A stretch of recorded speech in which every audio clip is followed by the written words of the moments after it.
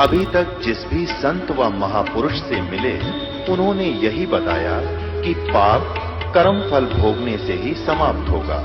वो प्रभु कौन है जो पाप कर्म को काट देता है, वो काल के बंधन से छुड़वा देता है, उसका क्या नाम है, पूजा की विधि क्या है? कृपया अवश्य सुनिए जगत गुरु तत्वदर्शी संत रामपाल जी महाराज के अमृत वचन। एक दिन ब्रह्मा जी चले गए विष्णु जी के पास और विष्णु जी ने उनका विशेष सत्कार नहीं किया। तो ब्रह्मा जी कहने लगे कि मैं तेरा बाप हूं और अपने बाप को देखकर तू लेटा हुआ है, तुझे शर्म नहीं आती? तो मैं सारे विष्णु जी कहने लगे कि आजा बेटा बैठ जा, मैं तेरा बाप हूं और तू मेरी नाभि कमल से उत्पन्न हुआ है। ब्रह्मा जी कहते सारी सृष्टि का मैं रचनहार हूं, मैं प्रजापिता हूं, तू मेरा पुत्र है। इस बात की इनकी काफी झगड़ा हो गया। कहने का भाव यह है कि फिर इस काल ने बीच में इनका एक लिंग खड़ा कर दिया सतम तेजों में, और इतना लंबा वोट ये लड़ना भूल गए, युद्ध भूल गए और उसकी एंड को खोजने के लिए ऊपर नीचे चल पड़े। जो भी लंबी कथा। फिर ये स्वयं आ गया विष्णु अपने पुत्र शिव जी का रूप धारण करके, और फिर इनको ज्ञान देने लग गया। अब देखिएगा, यह है विद्वेश्वर संहिता 25 पृष्ठ पे या 24 से पढ़ेंगे हम। ये दोनों ब्रह्मा जी और विष्णु जी झगड़ा कर रहे थे, इनके बीच में सतम खड़ा कर दिया इसने। अब यहां ये प्रश्न उत्तर करने लगे, फिर खुद आ गया ये शिव रूप धारण करके। फिर इनके प्रश्नोत्तरी होते यहां से ज्ञान होगा इनके ब्रह्मा विष्णु महेश के पिता का। ब्रह्मा और विष्णु ने पूछा, प्रभु सृष्टि आदि 5 कर्तों के लक्षण क्या है, यह हम दोनों को बताइए। भगवान शिव बोले, मेरे कर्तव्यों को समझना अत्यंत गहन है, तथापि मैं कृपा पूर्वक तुम्हें उनके विषय में बता रहा हूं। अब ये सारा कुछ बताते हैं, सृष्टि पालन और संहार तिरोभाव अनुग्रह, ये मेरे 5 कर्तव्य हैं। अब हम 26 पृष्ठ पे आ गए। अब यहां पढ़ेंगे 26 पृष्ठ के। अब ये काल क्या बोला उन दोनों को, ब्रह्मा जी और विष्णु जी को, कि पुत्रों तुम दोनों ने तपस्या करके प्रसन्न हुए मुझ परमेश्वर से सृष्टि और सतिथि नामक 2 कृत यानी 2 विभाग प्राप्त किए हैं। सृष्टि और सतिथि प्राप्त किए, ये दोनों तुम्हें बहुत प्रिय है। इसी प्रकार मेरी विभूति स्वरूप यानी मेरे जैसी शकल के रुद्र और महेश्वर ने भी ने है मैंने 2 अन्य उत्तम कृत संहार और तिरोभाव मुझसे प्राप्त किए। अब देखो, 2 तो ये पुत्र ब्रह्मा विष्णु हो गए और 2 रुद्र और महेश्वर हो गए, तो 5वां कौन है? यो इनका पिता है, यो काल, यो सदा शिव काल रूपी ब्रह्म। अब यही सिद्ध करना था कि, और देखो अब यहां आगे क्या बताया है, मैंने पूर्व काल में अपने स्वरूप भूत मंत्र का उपदेश किया है, जो ओंकार के रूप में प्रसिद्ध है। वह महामंगलकारी मंत्र है। सबसे पहले मेरे मुख से ओंकार यानी ओम प्रकट हुआ, जो मेरे स्वरूप का बोध कराने वाला। ओंकार वाचक है, मैं वाच्य हूं। यह मंत्र मेरा स्वरूप ही है। प्रतिदिन ओंकार का निरंतर स्मरण करने से मेरा ही सदा स्मरण होता है। मेरे उत्तरवर्ती मुख से अकार का, पश्चिम मुख से उकार का ए ऊ मैं, और दक्षिण मुख से मकार का, पूर्ववर्ती मुख से बिंदु का, मध्यवर्ती मुख से नाद का प्राकट्य हुआ। इस प्रकार 5 अवयव से युक्त होकर युक्त ओंकार का विस्तार हुआ है। इन सभी अवयव से एकीभूत होकर यह प्रणव यानी ओम नामक एक अक्षर हो गया। अब इससे एक और बात साथ सिद्ध होगी गीता ध्यान मराठ के श्लोक नंबर 13 में। यही गीता ज्ञान दाता भी ये काल है, ब्रह्मा विष्णु महेश का पिता है। ये कहता है कि ओम इति एक अक्षरम ब्रह्म विहारण माम अनुसमरण ये प्रियाति तदंदेहम सयाति परमाम गतिम। मुझ ब्रह्म का केवल ये एक ओम अक्षर है, और जो इसका अंतिम सांस तक सिमरण करता है शरीर छोड़ कर जाता उस इस ओम से मिलने वाली परम गति को प्राप्त होता है। तो ये सिद्ध हो गया कि ये काल जो है ये ब्रह्मा विष्णु महेश का पिता है और दुर्गा इनकी माता है। इतना ही सिद्ध करना। अपने आत्माओं, जब धर्मदास जी इन सभी तथ्यों को और प्रमाणों को सुनकर परमात्मा को सतलोक में देखकर वापस आकर के उन्होंने कहा कि हे मालिक, हम तो गणे नीच हैं, हम तो महापराधी प्राणी हैं, और आपने कैसे दया करी हमारे ऊपर, फिर से आके संभाल लिया दाता। हमने तो ऐसा जुल्म किया था, हमारी तरफ कोई झांक है नहीं, और आप तो बड़े दयालु हो, आप फिर भी हम दुष्टों के पास आ गए, अरे ऐसे गंदे लोक में जो बढ़िया लोक न छोड़ के। तो हे परमात्मा, आपका कैसे आना हुआ, और काल ने आपके साथ क्या विरोध नहीं किया, आप कैसे कैसे आए। तो परमात्मा बताने लगे कि सबसे पहले जब मैं आया, यहां हाहाकार मच गया, ये मेरी आत्मा है सारी। अब माता पिता के बालक कोई बिगड़ गया, वो कितनी गलती कर रहा है, और फिर वो दुख होता है उसको, कहीं जेल में पड़ जाए या कोई और किसी भयंकर स्थिति से गुजर रहा हो, तो माता पिता भी साथ दुखी होते हैं। इसी प्रकार परमात्मा हमारे दुखों को देखकर महादुखी हुए, और वहां से यहां आए हमें ये समझाने के लिए कि तुम गलत स्थान पर आए हो, ये लोग ठीक नहीं, तुम यहाँ के वासी नहीं हो, और जिस सुख को तुम यहाँ खोज रहे हो, संपत्ति और संतान, कार और कोठियों में, इस काल के स्वर्ग में, महास्वर्ग में, ये सुख नहीं है यहाँ पर। तो सबसे पहले परमात्मा ने बताया कि मैं वहां खड़ा हो गया आकर जहां ये काल 1 लाख मानव शरीरधारी प्राणियों के सूक्ष्म शरीर को भूनता है, उसमें से गंध निकालता है, और ये जीव ये ऊपर का कवर तो यहां रह जाता है, हम इसके अंतिम संस्कार में लगे रहते हैं, 100 क्रियाएं फंड करवाते हैं ये नकली, और जीव वहां पर दुर्गति को प्राप्त हो रहा होता है जो सत साधना नहीं करके जाता। तपस्या पर बुने जाते हैं, वहां चटक मटक जीव होते हैं, हाहाकार मच जाती है, मरते नहीं सूक्ष्म शरीर में, पर पीड़ा घनी होती है। उस दुख को देखकर परमात्मा अपने पुत्र जोगजीत के रूप में, कभी सहज दास के रूप में, कभी ज्ञानी के रूप में आते रहे हैं। तो वहां जोगजीत के रूप में वहां आए, और ज्योत निरंजन वहां आकर खड़े हो गए उस तपतशिला पर जहां जीव दुखी हो रहे थे। तो परमात्मा की शक्ति से वो तपतशिला तो जल रही है, लेकिन जीवों को पीड़ा बंद होगी। तो जैसे किसी के सिर में भी दर्द हो तगड़ा, तो कोई बोलता भी नहीं, सवाया करे, और जब वो दर्द ठीक हो जाए टेबलेट आदि लेने से, फिर बैठ कर बात कराया करे। तो पहले वो बुरी तरह तड़फ रहे थे, हाहाकार माज रही थी, जब एकदम शीतल हो गए और ऐसे बैठकर देखा सामने चांद सा चेहरा उस परम पिता का, सुंदर मुखड़ा देखकर वो खुशी हुए और शीतलता महसूस हुई। तब उन्होंने सोचा कि भगवान आ गया, यहाँ ये तो एक दृढ़ कर ही रखा है कि जैसे कर्म करेगा वैसा फल मिलेगा। तो वहां उन्होंने पूछा, क्योंकि वहां ब्राह्मण भी वही भूलने जा रहे थे, गुरु जी भी चेले भी सारे इकट्ठे होने थे। तो उन्होंने पूछा कि हे परमात्मा, हम यहाँ कौन से कर्म का दंड भोग रहे हैं? तब परमेश्वर ने कहा कि ये इस लोक का कर्म नहीं, तुमने सतलोक में पाप कराया था, उसका दंड है ये। तुम वहां उस भरी थाली का ठोकर मार के आए थे, उस सुख को छोड़कर आए थे इस काल के लोक में, वो दंड तुम भोग रहे हो। तब परमात्मा ने उनको सृष्टि रचना सुनाई, उनके वहां फंसने का कारण बताया। तो सभी जीवों ने कहा, भगवान हम इस गंदे लोक से निकाल लो। परमात्मा ने उनको शिक्षा दी कि जिस संपत्ति को आप अपनी मानते थे वो कहाँ है, क्या लाए साथ उठाकर?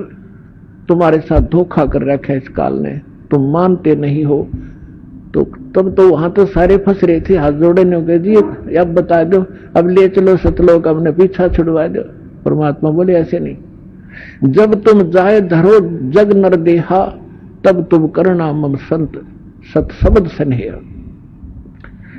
जब तुम नीचे जाकर मनुष्य शरीर प्राप्त हो और मेरा संत कोई ये सत्संग और ये ज्ञान तुम्हें सुना रहा हो, तो मेरी शरण आ जाना, फिर मैं आपको पार करूंगा, ऐसे नहीं। इतनी बातें हो रही थी, तभी वो काल आ गया, उसका वो डिनर करने का समय हो गया। उसने समय फिक्स कर रखा है, इतने समय में ये सब भुन बांधकर ये वहां से उठ जाते हैं, फिर उड़ा दिए जाते हैं और इनसे निकला हुआ गंध वहां रह जाता। आप देखते हो एक प्रारंभ में जो भी विकार करता है, कोई बीड़ी पीने लगता है, कितना दुख होता है उसको। और आप कितने बीड़ी पीते हैं, ये जबरदस्ती करवा देता है। मांस खाते हैं, शराब पीते हैं, कोई सुल्फा पीता है, कोई अटपट करता है। तो इसलिए ज्यादा से ज्यादा विकार करवाता है ताकि इनके सूक्ष्म शरीर में ये ज्यादा गंध भर जाए और उस उतना ही गंध अधिक निकलेगा वहां तपस्या पे। तो उसका एक पात्र है, ऑटोमेटिकली वो भर जाता उस गंध से, फिर उसको खाता है ये। तो इसने सोचा था कि वो चले गए होंगे सभी प्राणी, तो वहां से उड़कर वहां तपस्या पर बन के सभी प्राणी जीव मनुष्य शरीरधारी वहां से ऊपर आ जाते हैं और फिर धर्मराज के दरबार में आकर लाइन में खड़े हो जाते हैं। फिर अपने कर्मानुसार जिसने राजा बनना राजा बनो, गधा बनना गधा बनो, देवता बनना देवता बनो, इसने कोई टेंशन नहीं। हमारा किया हमें प्राप्त होता रहता है। तो इतने में वो काल वहां आ गया और काल ने कहा, देखा कि जोगजीत तो कैसे आ गया मेरे लोक में, वहां तो तूने मुझे मार कर निकाला था, भगा दिया था, तूने मेरी एक नहीं सुनी थी, 21 ब्रह्मांड समेत भगा दिया था। अब पहले तो बता तो पिताजी की क्या आज्ञा लेकर आया है। और उसके बाद जोगजीत आज तुझे मैं जिंदा नहीं छोड़ूंगा, तुझे बख्शूंगा नहीं। तू मेरे लोक में आया कि साथ तूने वहां से मुझे निकाला था। तो जोगजीत रूप में परमात्मा खड़े थे, उन्होंने कहा कि भाई सुन ले बात, मैं नीचे के लोकों में जाऊंगा, ये सबसे ऊपर के 21 में ब्रह्मांड में इसने ऐसा एक जाल फैला रखा है, वहां गुप्त स्थान बना रखा है जहां ये तपस्या इसकी।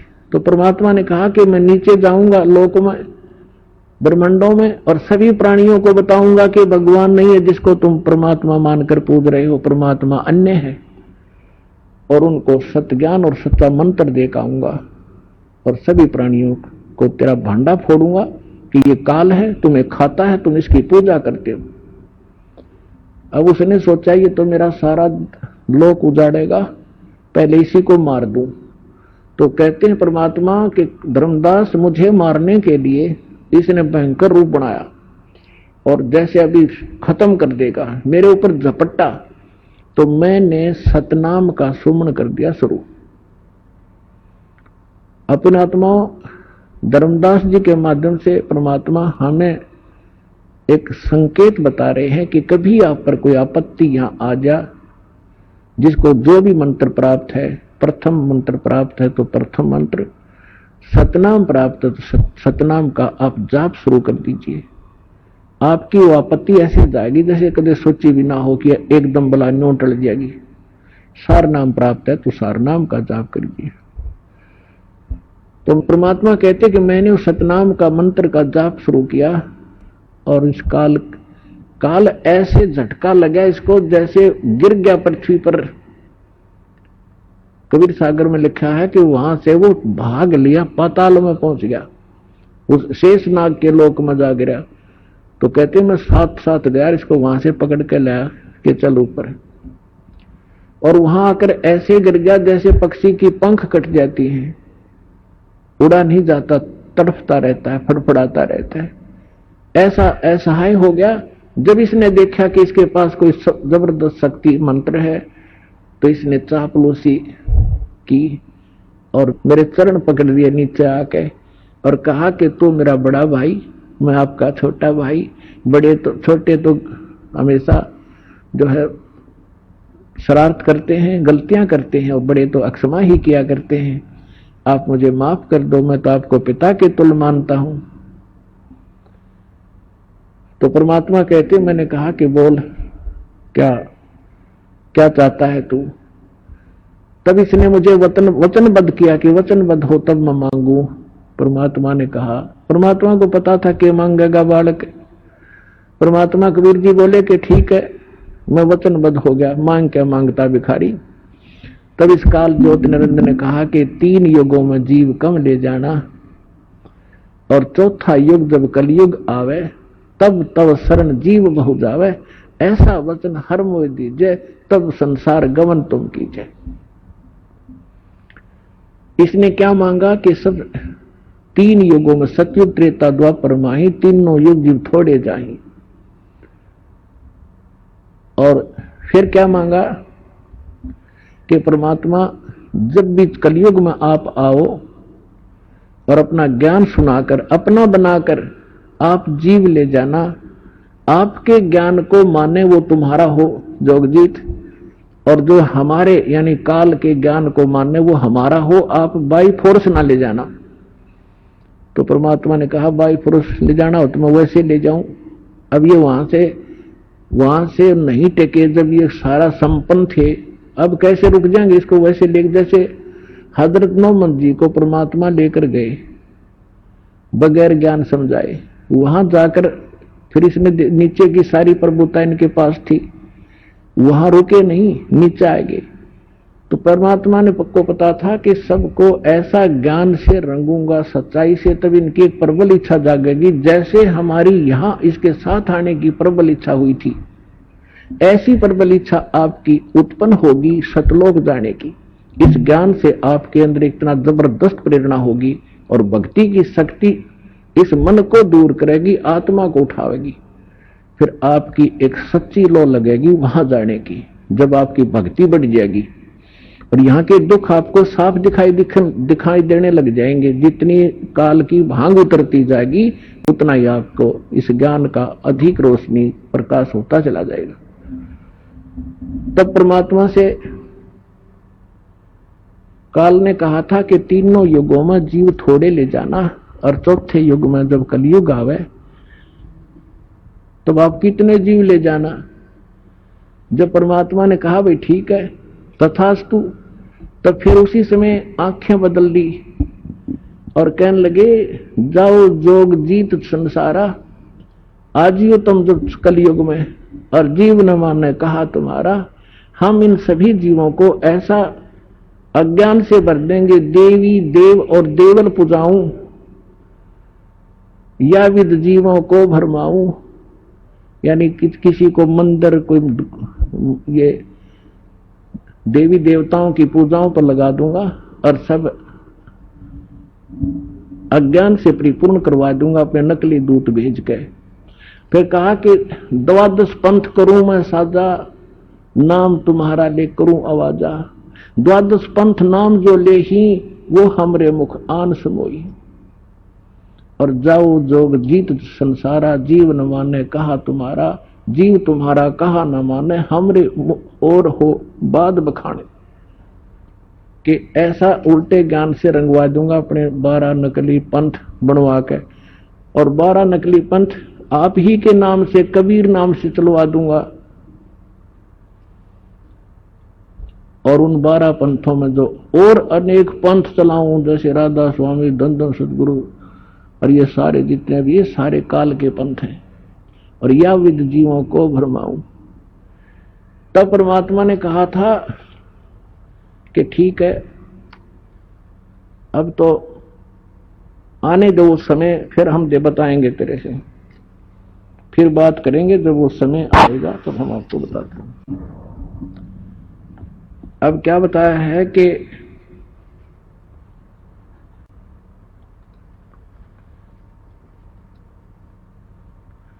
परमात्मा ने कहा कि जो भी आप उस समय तक जितने भी तू अपने अटकलबाजी करेगा, जितने भी फंद जो हमारे इन जीवों पर लगाएगा, उनको मैं अपने सच्चे ज्ञान से और उस सत्य नाम और सार नाम से सबको कंडम कर दूंगा, खत्म कर दूंगा। देखिएगा ये है कबीर सागर, ये वही कबीर सागर है जो अभी आपको दिखा, कबीर सागर।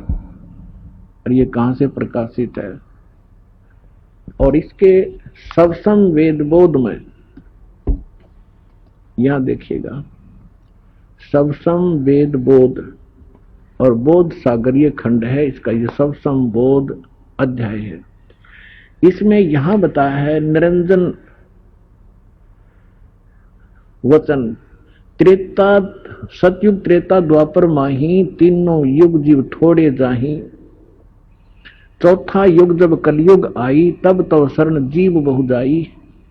ऐसा वचन हर मोह दीजे, तब संसार गवन तुम कीजय। अब परमात्मा कबीर जी ने कहा कि अरे काल पर पंच पसारा, तो तीनों युग जीवन दुख डारा। और बिनती तोर लीन में मानी, तेरी बात मैंने तेरी विनती स्वीकार कर ली, और मोह को ठगे काल अभिमानी। चौथा युग जब कलयुग आई, तब हम अपनो अंश पठाई। कबीर साहब कहते हैं जब चौथा युग आएगा ना कलयुग, तब मैं अपना अंश भेजूंगा, अपना दास भेजूंगा। और काल फंद छूटे नर लोई, सकल सृष्टि परवानी कोई। ओए होए, कहते काल के सब बंधन खत्म कर देंगे सभी नर और नारियों के, और सकल सृष्टि पूरा विश्व परवानिक माने दीक्षित होगा उस संत से। घर घर देखो बोध विचारा, सत नाम सब ठोर उचारा। 5500 पाचा, तब ये वचन मेरा होगा साचा। कलयुग बीत जावे जब एता, और सब जीव परम पुरुष पद चेता।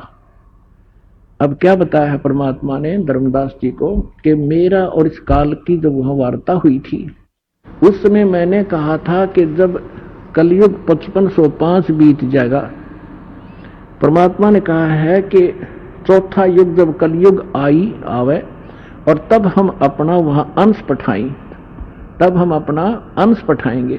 और काल फंद छूटे नर लोई, सभी नर नारियों का काल का बंधन छूटेगा। और सकल सृष्टि परवानी कोई, पूरी सृष्टि नाम लेगी उस संत से। और घर घर देखो बोध विचारा, घर घर तत्व ज्ञान का प्रचार होगा। जैसे ज्ञान गंगा पूरे भारतवर्ष में फैल रही है परमात्मा की महिमा लेकर। सतनाम सब ठोड़ उचारा, और सतनाम सबको प्राप्त होगा। यह सतनाम आज तक किसी को भड़क नहीं लगन दी दाता ने। और पुण्यात्माओं, आपके लिए पिटारा खोलवा दिया दास से। आज वो समय आ गया 5505 वर्ष वाला।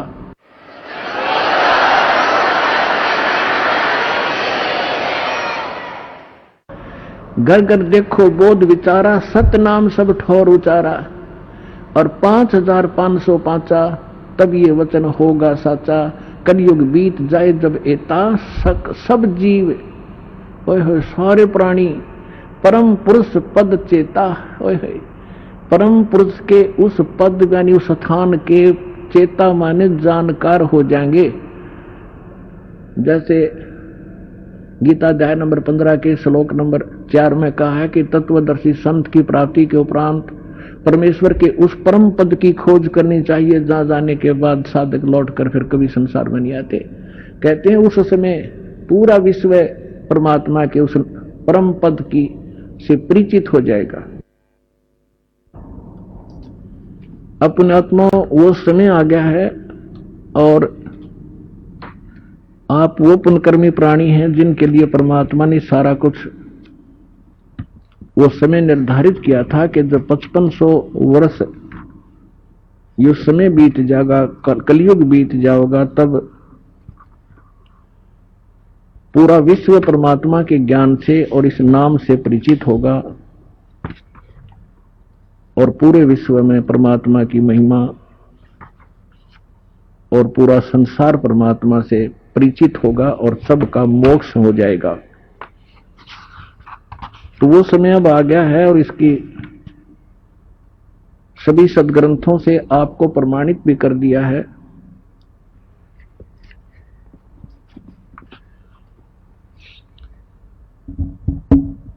अपने आत्मा जिस समय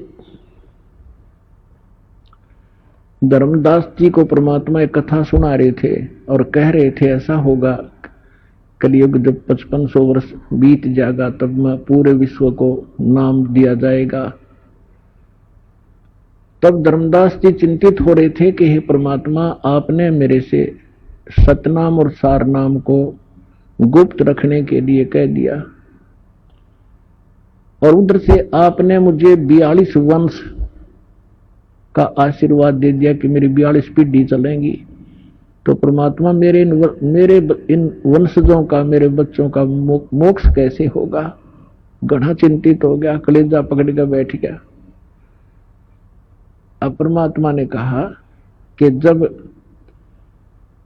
कलयुग 5500 वर्ष बीत जाएगा धर्मदास, उस समय तक इस काल के 12 पंथ चल चुके होंगे और 12वां पंथ गरीबदास पंथ होगा। और उस 12वें पंथ में मैं स्वयं आऊंगा और उसमें पूरे विश्व को ज्ञान दूंगा और पूरा विश्व इस तत्व ज्ञान, सत्य ज्ञान और सत्य नाम से परिचित होगा।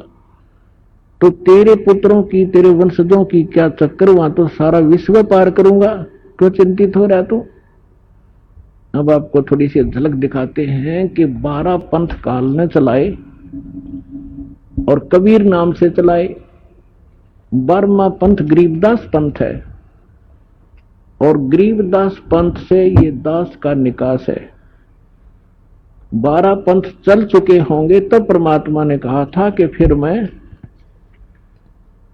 स्वयं ही आऊंगा। अब परमात्मा ने ये दास भेज दिया। आपको थोड़ा रूबरू करता हूं तो विश्वास होगा आपको। ये देखिएगा, ये कबीर बानी और बोध सागर ही चल रहा है। यहां क्या बताया है कि द्वादश पंथ चलो सो भेद।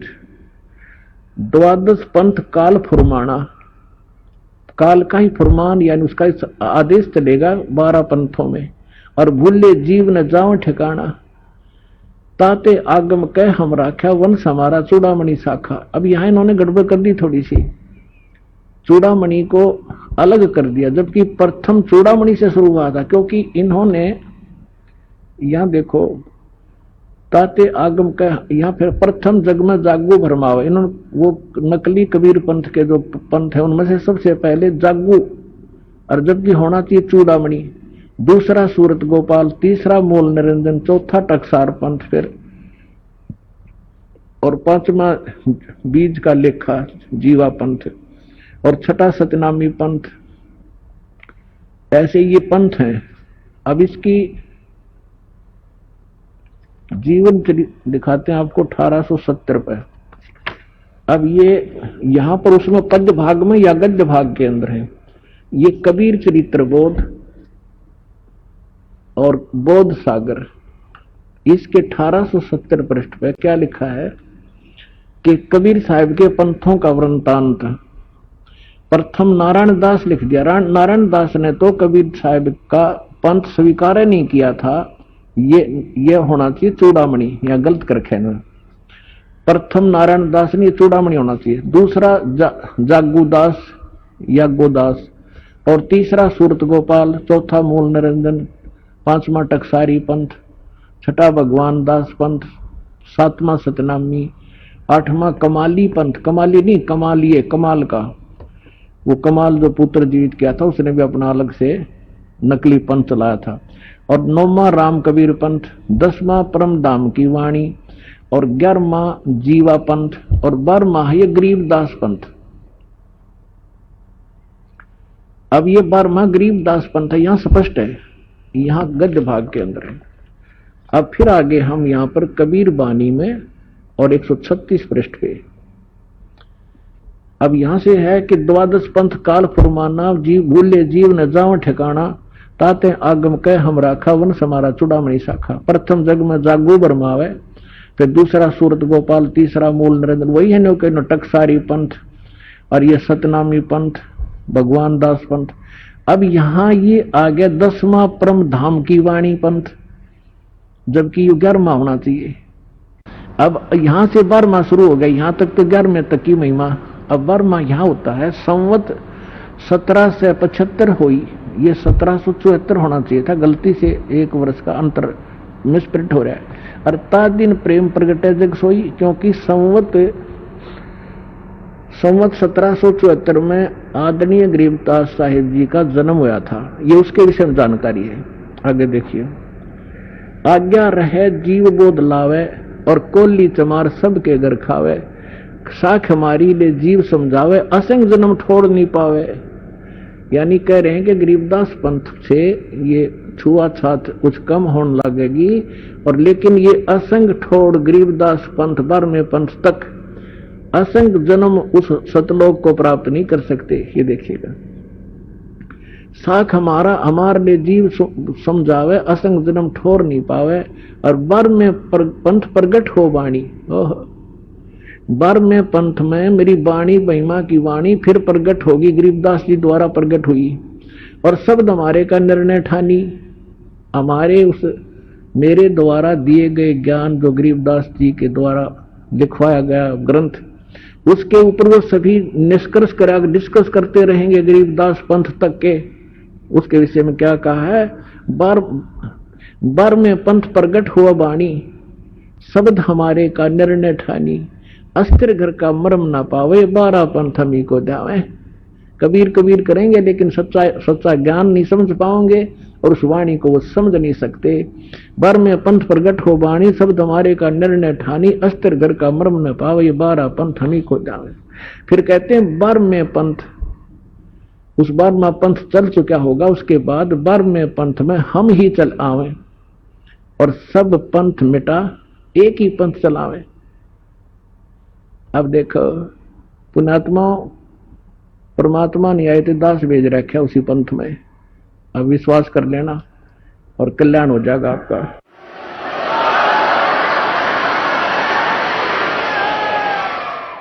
अब क्या बताते हैं कि अब यहां क्या बताया है परमात्मा ने कि धर्मदास मेरी लाख दुहाई, ये मूल है, मूल भूल नहीं है। मूल ज्ञान शब्द कई बार ना जाई, पवित्र ज्ञान तुम जग में बाखो और मूल ज्ञान गोई तुम राखो। मूल ज्ञान जो बाहर पर ही बिचली पीढ़ी वंश हंस नहीं तरही। 33 अरब ज्ञान हम बाखा और मूल ज्ञान गोई हम राख्या। गुप्त रख्या 33 अरब वाणी बोल दी, लेकिन मूल ज्ञान अभी तक छुपा रखा है। और मूल ज्ञान तुम तब लग छिपाई जब लग 12 पंथ मिटाई। अब क्या कहा कि धर्मदास मेरी लाख दुहाई, और इस मूल ज्ञान, ये मूल ज्ञान बाहर ना जाई। मैं तुझे जो बता रहा हूं मूल मंत्र, मूल ज्ञान, ये बाहर ना जाई। मूल ज्ञान बाहर जो पढ़ी बिचली पीढ़ी हंस नहीं तरही।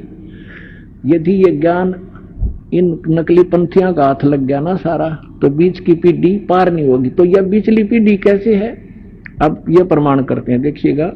अब हम यहां पढ़ रहे थे ऊपर कि 12वें पंथ प्रगट हो वाणी, शब्द हमारे का निर्णय ठानी, अस्थिर घर का मर्म न पावे।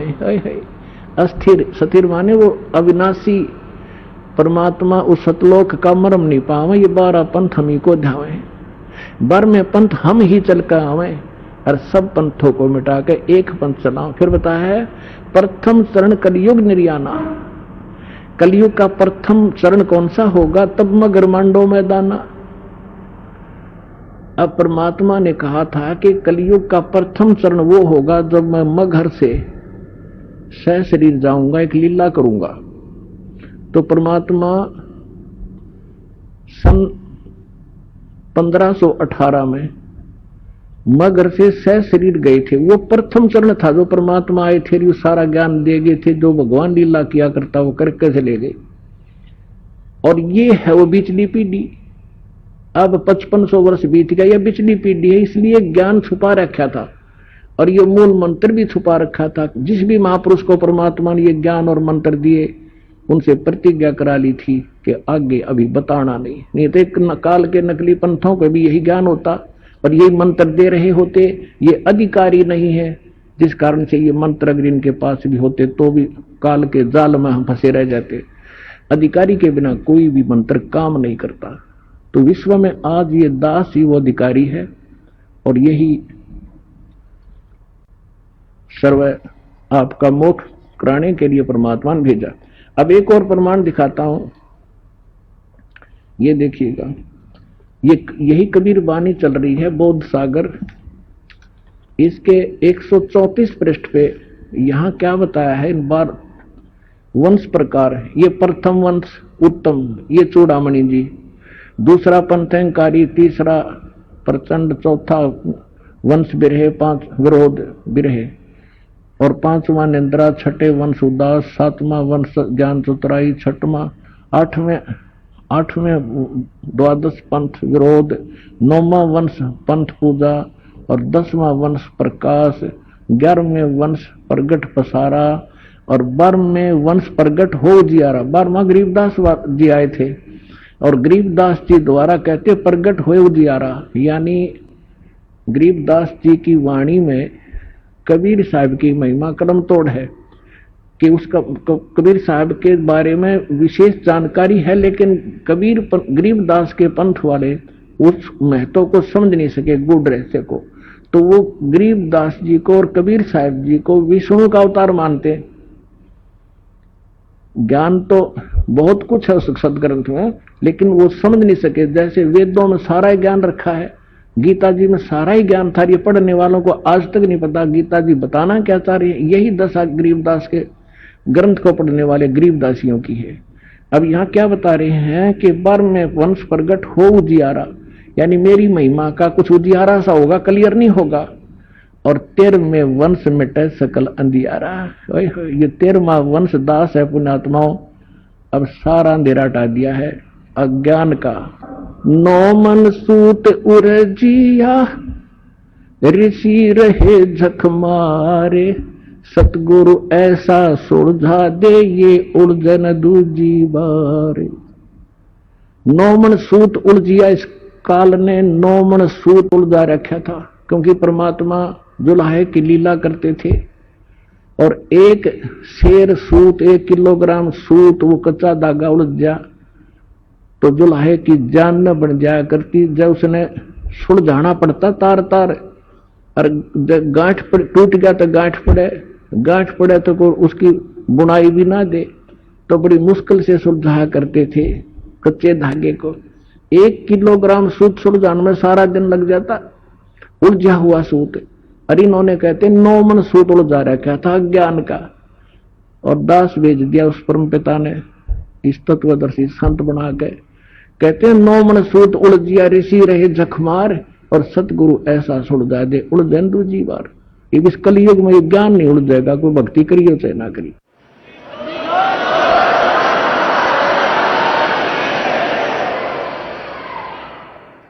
तो पुण्यात्माओं, आपका सौभाग्य है कि आपका जन्म ऐसे समय में लख बर सूरा जूझ ही, लख बर सावत दे, लख बर यति जहान में तो सतगुरु शरणा ले। आप उन पुण्यात्माओं में से हैं जो युगों युगों से संघर्ष करते आ रहे हो। परमात्मा कहते हैं साधों से ती मस्करी और 14 नाल खुशहाल, मल अखाड़ा जीतेंगे ये युगन युगन के माल। जैसे परमात्मा ये बताया करते थे कि हम सारा ज्ञान सही बतावें, हमारे साथ तो मजाक करते हैं, अरे इन 14 नाल खुशहाल, ये झूठे कपटी सारे झूठ बोले संत ऋषि महर्षि, इनके साथ प्रसन्न है। और कहते मल अखाड़ा जीतेंगे ये युगन युगन के माल। माल माने रेसलर, पहलवान जो पहले से एक्सरसाइज कर रहे होंगे, वही अंत समय में जब उसके आमना सामना होगा वही विजयी होते हैं, जो पहले अपना युगों युगों से ताकत ग्रहण कर रहे हैं। तो आप युगों युगों से आ रहे हो इस परमात्मा के इस भक्ति के अखाड़े में, आप बहुत दिनों से एक्सरसाइज करते आ रहे हो, अब फाइनल गेम हो गया है। तो अब आप वो पहलवान हो, वो रेसलर हो। कहते हैं साधों से ती मस्करी इन 14 नाल खुशहाल, मल अखाड़ा जीतेंगे ये युगन युगन के माल। आप वो युगन युगन के माल हो, वो एक्सरसाइज करते आ रहे हो, अब आपका कल्याण होगा। लेकिन इसमें सबसे बड़ी चीज मर्यादा है, और मर्यादा के अंदर हमने आपको पहले बता भी रखा है।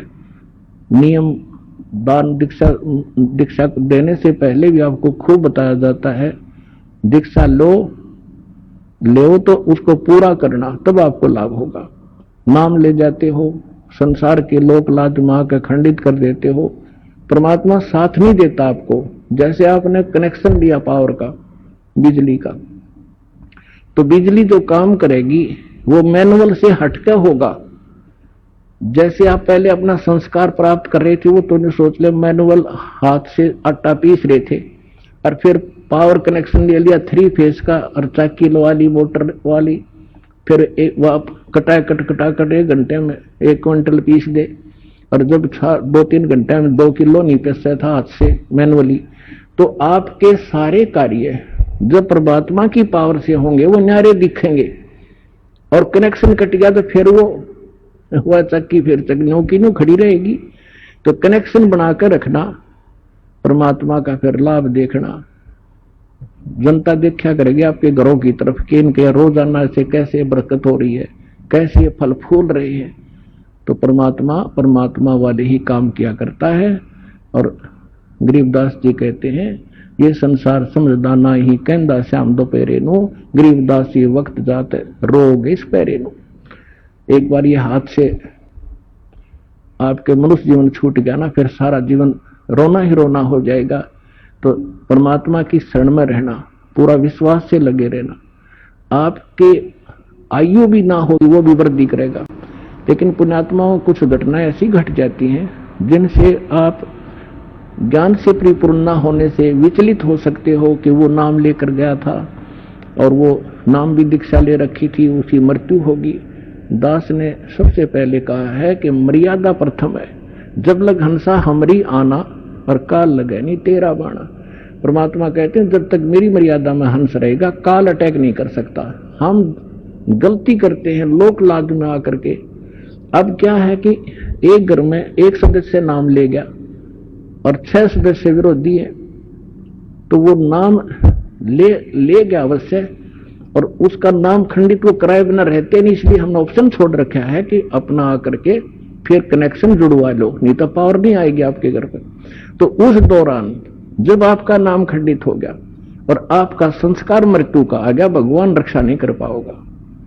तो उस घटना को देखकर ये हो जाता है इसने नाम भी ले रखा था और फिर भी मर गया, और ये तो कहते हैं हम उम्र बढ़ा दें।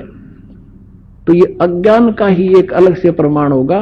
जिसको ज्ञान होगा वो नहीं स्वीकार करेगा कि इसका नाम सही होता, तो नहीं फिर भगवान की वाणी फेल हो जाती है। तो इसलिए इस कनेक्शन को बनाए रखना और फिर देखना खेल दाता के सतगुरु जो चावे सो कर ही 14 कोट दूत जम डरी, ऊत भूत चमत्रास निवारे और चित्रगुप्त के कागज फाड़े, आपकी किस्मत के लेख बदल देगा।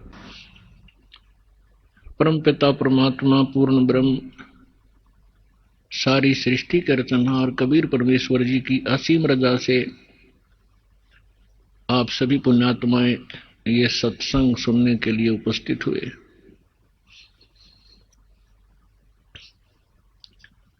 सौभाग्य उन प्राणियों का जिनको इस समय में मानव शरीर है और जिनको ये सत्संग उपलब्ध हो रहा है, वो तो बहुत ही पुण्यकर्मी प्राणी है।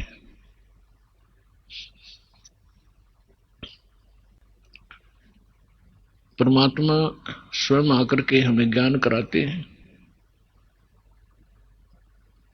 और हमें याद दिलाते हैं, आप जिस लोक में रह रहे हो ये लोक ठीक नहीं। परमात्मा के पास सभी दुखी प्राणी आया करते थे कबीर बंदी छोड़ के पास, और वो ये कहा करते थे कि हम पर संकट बहुत है गुरुदेव, हम महादुखी हैं। तो परमात्मा कहा करते बच्चों ये काल का लोक है और यहां पर 21 ब्रह्मांड तक आग लगी हुई है राग द्वेष की, बेईमाना और काम क्रोध मोह लोभ अहंकार की आग में सभी जल रहे हैं। यहां कोई प्राणी सुखी नहीं है। आप ये मानते हो कि मैं रोग मुक्त हो जाऊंगा तो मैं सुखी हो जाऊंगा। जो निरोग हैं उनसे मिलिए जाकर के, उनको ना जाने कितनी और टेंशन पाएंगी। जिनको आप सुखी मानते हो, क्योंकि जो निर्धन है वो सोचता है कि ये पैसे वाले सेठ साहूकार ये सुखी होंगे। जहां माया का समावेश है पुण्यात्माओं, स्वप्न में सुख नहीं हो सकता। या भूल है प्राणी का, क्योंकि जब तक हम उस आग में नहीं गिरते तब तक हमें ऐसे लगता है शीतल होगी। और सेठ ये सोचते हैं कि राजा लोग सुखी होंगे, हमें सुख नाम की वस्तु नहीं। क्योंकि सेठ वैसे नहीं बनता, उसने कोई तिगड़मबाजी करनी ही पड़ती है। उसके पास 20-30 लाख रुपए हैं तो 50 लाख रुपए का काम उसने आगे फिर से ऑन लोन ऋण लेकर शुरू करना पड़ेगा, तभी वो सेठ होने की सोचेगा। और वो 50 लाख का लोन ले लिया, बिजनेस ठीक चला नहीं, अब 20 लाख वो गए और 30 लाख 50 लाख का लोन गया। वो सेठ उस टेंशन के अंदर अपना जीवन व्यतीत कर रहा होता है। फिर सोचता है अब दूसरा बिजनेस करता हूं। आम व्यक्ति को लगता है बड़ा सेठ है, बड़े बिजनेस चल रहे हैं, पर सपने में शीतलता उस प्राणी को नहीं है। सेठ साहूकार यानी धनी व्यक्ति समझते हैं राजा लोग सुखी होंगे।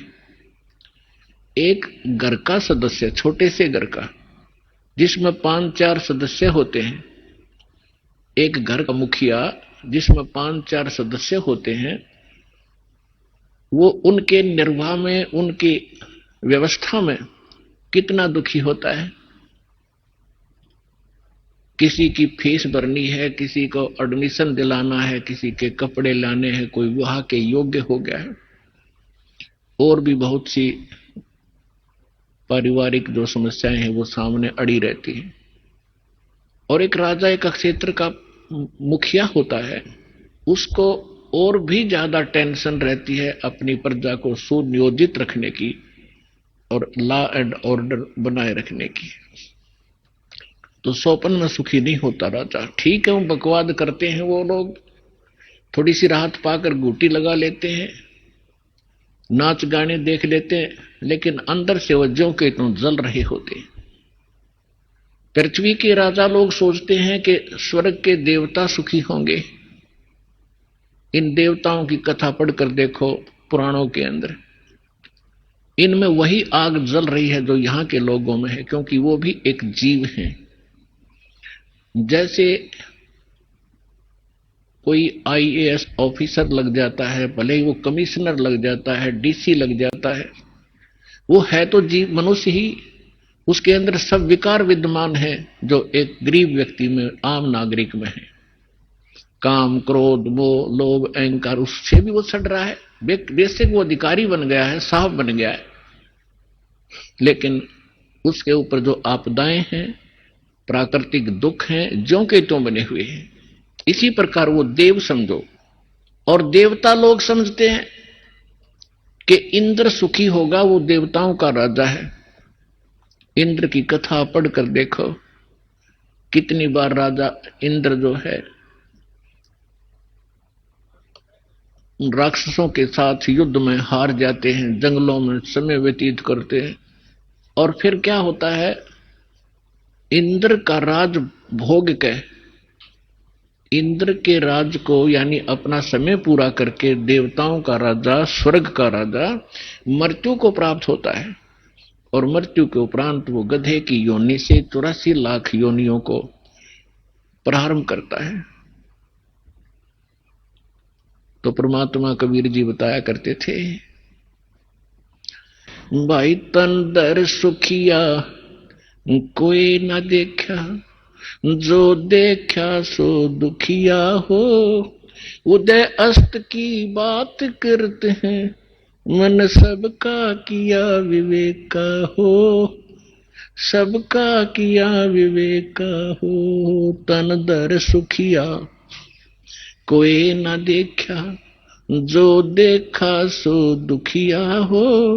उदय अस्त की बात करते हैं, मन सबका किया विवेक का हो, सबका किया विवेक का हो। भाई घाटे बाधे सब जग दुखिया, के गृहस्थी बैरागी हो। घाटे बाधे सब जग दुखिया, के गृहस्थी बैरागी हो। सुख देव ने दुख के डर से गर्भ में माया त्यागी हो, गर्भ में माया त्यागी हो। तंदर सुखिया कोई न देखा, जो देखा सो दुखिया हो। उदय अस्त की बात करते हैं, मन सबका किया विवेक का हो, सबका किया विवेक का हो।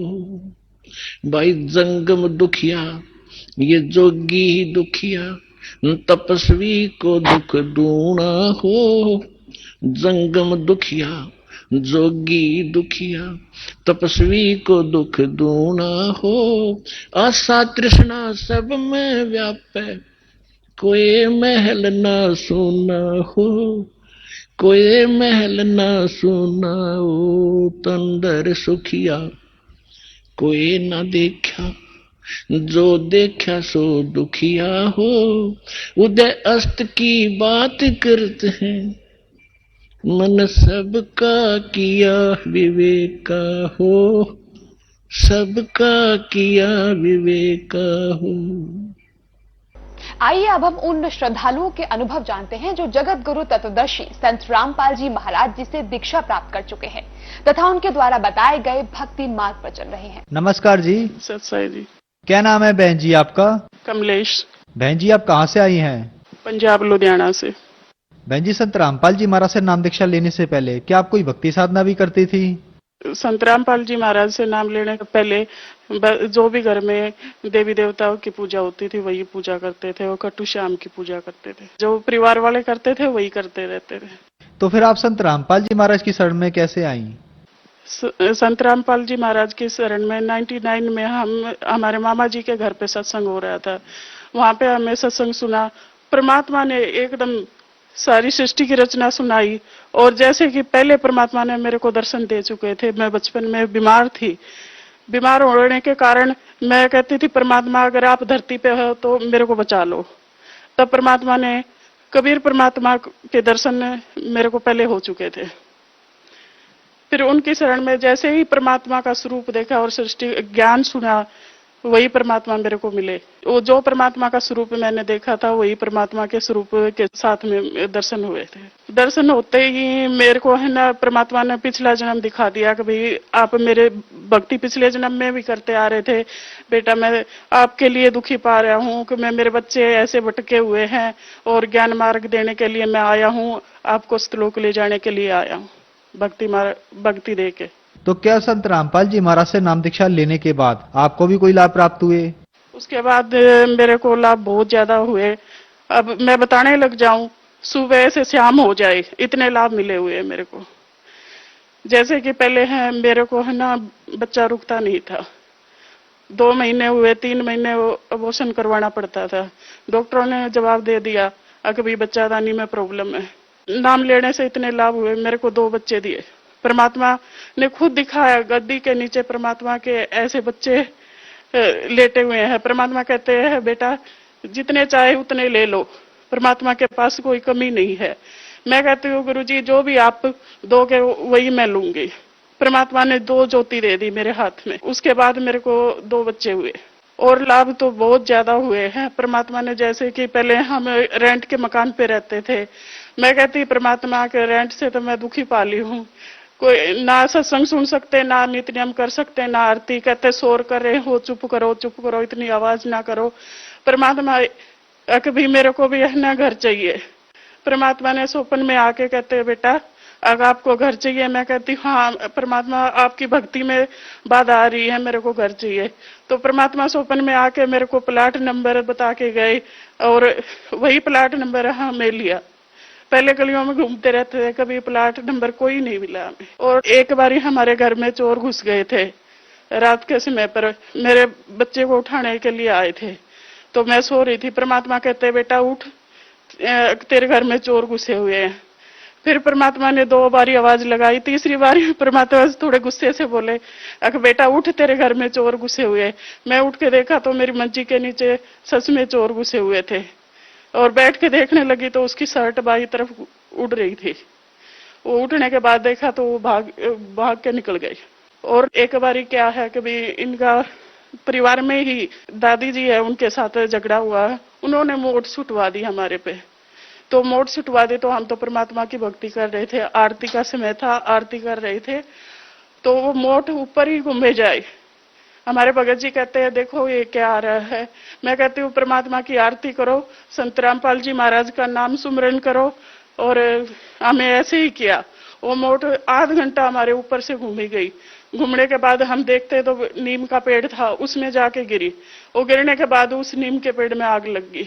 आग लगने से फिर वो नीम का पेड़ सूख गया बिल्कुल। किसी के माध्यम से पता चला कि भाई वो मोट छोड़ने वाला कहता है कि भाई किसके पास छुटवा दी आपने, अगर वो तो बहुत इतने तगड़े समर्थ की शक्ति में है, परमात्मा की शक्ति में है, उनके बस के हमारे से ये मोट वगैरह नहीं छोड़ी जाएगी, हमें माफ कर दो, नहीं तो मेरी जान को खतरा था, मैं पेड़ में नहीं डालता। तो और एक बारी है ना, मैं घर पे जा रही थी, तो घर पे जाने के बाद मैं पर्स टांगे हुई थी, बाइक पे बैठे हुए थे, भैया था, मेरी बेटी थी, तो ऐसे ही सामने से बस आ रही थी और पीछे से ट्रक आ रहा था, बाइक बीच में थी, तो उस लेडीज को पर्स छीनने लगी। मेरा पर्स की डस टांगे हुई थी, पर्स जैसे ही छीनने लगी मैं गिर गई।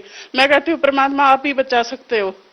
तो इतना 5 मिनट का जो गैप था 15 मिनट का कर दिया परमात्मा ने, और मैं नहीं ट्रक आया, इतनी देर में नहीं बस आई। संत गुरु रामपाल जी महाराज ने बचा ली। फिर संत गुरु रामपाल जी महाराज के पास गई मैं दर्शन करने के लिए।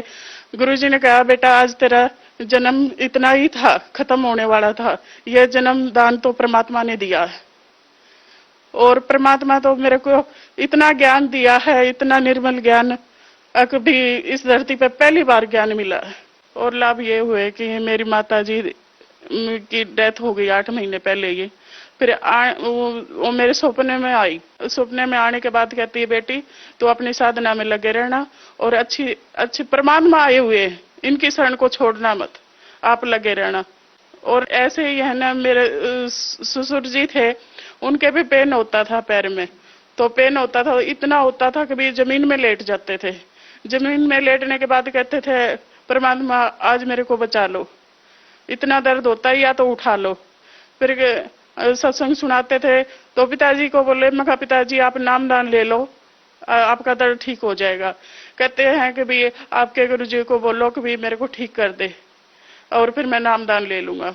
परमात्मा ने 2 दिन में दर्द कम कर दिया, और तीसरे दिन तो दर्द का पता ही नहीं चला, वो ठीक हो गए। उन्होंने नाम उपदेश कहते हैं कि बाद में लेंगे थोड़ा, फिर उनकी डेथ हो गई थी। फिर मेरे हस्बैंड के सपने में आए, तो सपने में आने के बाद कहते हैं कि भाई बेटा आप सही जगह लगे हुए हो, इस जगह को छोड़ना नहीं। संत रामपाल जी महाराज परमात्मा आए हुए और सही ज्ञान देते हैं, और यही भक्ति करना। जो श्रद्धालु आज आपको देख रहा है, आप उन्हें क्या संदेश देना चाहेंगी? भगत समाज को यही संदेश देना चाहती हूँ कि भी धरती पे परमात्मा आए हुए हैं, अवतार आए हुए हैं, कबीर साहब के अवतार संत गुरु रामपाल जी महाराज, और जल्दी से आए और अपना मोक्ष कराए। बहन जी, संत रामपाल जी महाराज की शरण में कैसे आ सकते हैं? सत्संग के दौरान कुछ नंबर चलाए जाते हैं, उन नंबरों पे संपर्क करें, और अपने नजदीक की नाम स्थल सेंटर पे जाकर नामदान ले। धन्यवाद बहन जी। सत्साई।